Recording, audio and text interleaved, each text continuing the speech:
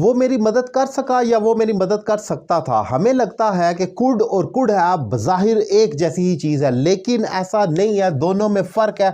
आज का टॉपिक यही है कि कुड और कुड हैव दोनों के दरमियान क्या डिफरेंस है, इंपॉर्टेंट पॉइंट डिफाइन करूंगा। अगर उर्दू आइडेंटिटी देखी जाए सिर्फ, तो जब आप कुड कहते हैं तो इसके आखिर में आम तौर पर सका, सकी, सके जैसे अल्फाज आते हैं, जैसे वो गाड़ी चला सका, वो घर जा सका, वो मेरी मदद कर सका वगैरह।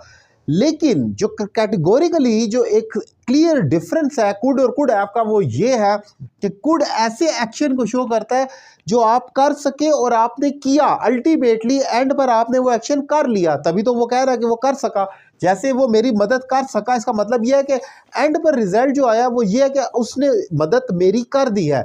लेकिन अगर आप कहते हैं वो मेरी मदद कर सकता था, यानी कि सकता था के साथ कुड हैव आता है, और अगर आप कहते हैं वो मेरी मदद कर सकता था, इसका मतलब है वो कर सकता था लेकिन उसने की है या नहीं की, ये इसमें क्लियर है, अनक्लियर है, ये बिल्कुल इसमें क्लैरिटी नहीं है, और ज़्यादा चांस ये है कि उसने नहीं की, तभी तो आप कह रहे हैं कि वो कर सकता था। आप तो एक पछतावे का इजहार कर रहे हैं। So the difference between could and could have is pretty obvious कि कुड में कोई काम जो आप कर सके और आपने कर दिया, यानी कि वो मेरी मदद कर सका और उसने कर दी।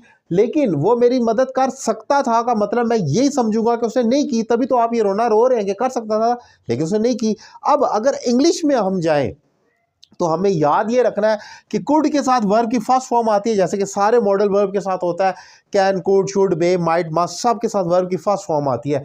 लेकिन कुड हैव के साथ हमेशा थर्ड फॉर्म आएगी। Could have, should have, would have, इन सब के साथ थर्ड फॉर्म आएगी। जैसे he could have helped me, यानी वो मेरी मदद कर सकता था। अब अगर पैसिव में चले जाएं तो कुड का पैसिव कुड बी होगा, यानी कि वो मेरी मदद कर सका, और पैसिव होगा मेरी मदद की जा सकी, I could be helped. Could का पैसिव कुड भी हो गया। लेकिन अगर कुड हैव का पैसिव करना होगा तो वो could have be double N been आएगा।